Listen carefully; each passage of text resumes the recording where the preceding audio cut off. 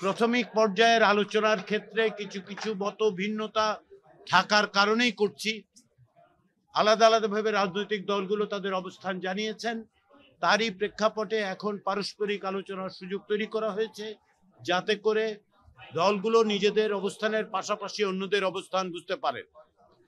আমরা সেদিক থেকে লক্ষ্য করছি যে আলোচনায় সকলেই মত দিচ্ছেন, মত বিনিময় হচ্ছে এবং ক্ষেত্র বিশেষে আমরা এটা অগ্রগতিও লক্ষ্য করছি। আজকে আমরা যেসব বিষয় নিয়ে কথা বলতে চেয়েছিলাম তার মধ্যে বা যেসব বিষয় নিয়ে আমরা কথা বলেছি সেগুলোর মধ্যে আছে এনসিসি, জাতীয় সাংবিধানিক কাউন্সিল, রাষ্ট্রপতি নির্বাচন পদ্ধতি এবং জেলা সমন্বয় কাউন্সিলের বিষয়ে আলোচনার সূচি ছিল। তার মধ্যে দুটো বিষয়ে আমরা আলোচনা করতে পেরেছি। জাতীয় সাংবিধানিক কাউন্সিলের ক্ষেত্রে আলোচনার ক্ষেত্রে যেটা হয়েছে সেটা হচ্ছে যে আমরা প্রথমেই যে বিষয়টা চিহ্নিত করার চেষ্টা করেছি যে রাজনৈতিক দলগুলোর অবস্থানের দিক থেকে যে এই ধরনের একটি প্রতিষ্ঠান যেগুলো সাংবিধানিক বিভিন্ন প্রতিষ্ঠানে নিয়োগ দেবে সেরকম একটি প্রতিষ্ঠানের প্রয়োজনীয়তা বা তাগিদ রাজনৈতিক দলগুলো অনুভব করেন কিনা। বিভিন্নভাবেই সেটা তারা বলেছেন যে তাদের দিক থেকে তাগিদ আছে।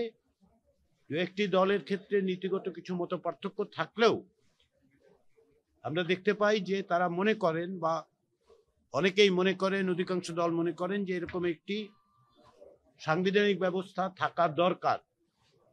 আবার বেশ কয়েকটি দল এই বিষয়ে একমত হননি এখনো। কিন্তু আমরা প্রথমেই এনসিসির কাঠামোর চেয়েও গুরুত্ব দিয়ে বিবেচনা করছি যে এই ধরনের একটা প্রাতিষ্ঠানিক ব্যবস্থা, সেটার নাম সংবিধান সংস্কার কমিশন প্রস্তাব করেছে, এনসিসি ন্যাশনাল কনস্টিটিউশনাল কাউন্সিল। কেউ কেউ বলছেন যে নামেরও পরিবর্তনের কথা বিবেচনা করা যায়। লক্ষ্য অর্জনের জন্য নাম কোনো বিষয় হবে না। আমরা সেই অর্থেই বিভিন্নভাবে এটা এক্সপ্লোর করছি যে কিভাবে এই ধরনের একটা প্রতিষ্ঠান তৈরি করা যায়। আলোচনাটায় খানিকটা অগ্রগতি হয়েছে। আমরা এই আলোচনা অব্যাহত রাখবো আগামী সপ্তাহে। আজকে রাষ্ট্রপতি নির্বাচন বিষয়ে দ্বিতীয় বিষয় ছিল। রাষ্ট্রপতি নির্বাচনের ক্ষেত্রে দুটো প্রস্তাব আছে, একটি সংবিধান সংস্কার কমিশনের পক্ষ থেকে, একটি নির্বাচন ব্যবস্থা সংস্কার কমিশনের পক্ষ থেকে। দুটোর ক্ষেত্রে সবচেয়ে বড় জিনিস যেটা, সেটা হচ্ছে যে দুটো সংস্কার কমিশন একটা ইলেকটোরাল কলেজ পদ্ধতি চালু করার কথা বলেছেন। এটার কাঠামো একটু ভিন্ন হলেও এই ব্যাপারে দুটো সংস্কার কমিশনের প্রস্তাব সুনির্দিষ্ট। এই আলোচনায় দুটো বিষয় উত্থাপিত হয়েছে। প্রথমত, যে রাষ্ট্রপতির এখন যে ক্ষমতা আছে সেটা বহাল থাকলেও তাকে নির্বাচন করার পদ্ধতি পরিবর্তন করার দরকার আছে কিনা। দ্বিতীয় প্রশ্ন যেটা উঠেছে সেটা হচ্ছে তাহলে রাষ্ট্রপতির হাতে আরো ক্ষমতা দেয়া বা ক্ষমতার ভারসাম্যের জন্য রাষ্ট্রপতির ক্ষমতার বিষয়টা আমাদের বিবেচনা করা উচিত কিনা। দুটো বিষয়ে আলোচনা হয়েছে, আলোচনা অব্যাহত থাকবে। আমাদের পক্ষ থেকে অর্থাৎ ঐকমত্য কমিশনের পক্ষ থেকে আমরা বলেছি যে আমরা দুটো বিষয় নিয়ে কথা বলতে চাই, অর্থাৎ এই ব্যবস্থা রেখেও প্রয়োজন কিনা, অথবা রাষ্ট্রপতির ক্ষমতা যা প্রস্তাবিত হয়েছে তার চেয়েও বাড়ানো দরকার কিনা।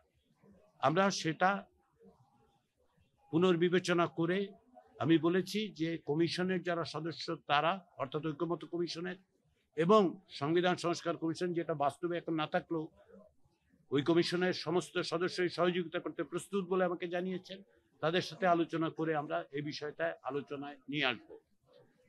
জেলা সমন্বয় কাউন্সিল নিয়ে আলোচনা খুব একটা হয়নি আজকে। কেউ কেউ এটা নিয়ে প্রশ্ন তুলেছেন প্রয়োজন কিনা, কেউ কেউ বলছেন এটা প্রয়োজন আছে, তবে এটা নিয়ে দীর্ঘ আলোচনা হয়নি সময়ের অভাবে।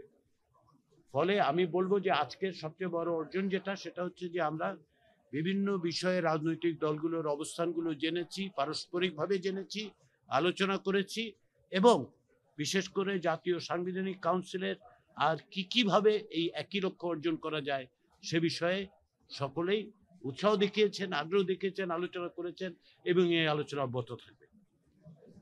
আমরা আগামীকাল শুরু করব প্রধানত রাষ্ট্রপতির যেই নির্বাচন পদ্ধতি সেটা নিয়ে যেহেতু এটা শেষ হয়নি, আর অন্য যে বিষয়গুলো বিশেষ করে এনসিসির প্রসঙ্গটি এবং গতকালের কিছু অমীমাংসিত বিষয়, এগুলো আগামী সপ্তাহে আলোচনা হবে। আমরা আগামীকালের পরে শুক্র এবং শনিবার কোনো বৈঠক হবে না, সকলে সিদ্ধান্ত নিয়েছেন রোববার আবার বৈঠক হবে। সবাইকে ঐক্যমত্য কমিশনের পক্ষ থেকে ধন্যবাদ।